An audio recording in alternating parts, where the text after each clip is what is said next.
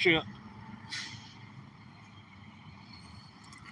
Yet they're getting fucking $50,000 pickup trucks and not doing nothing for the town.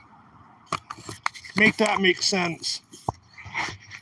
Townships and municipalities, they suck. They don't care about the town.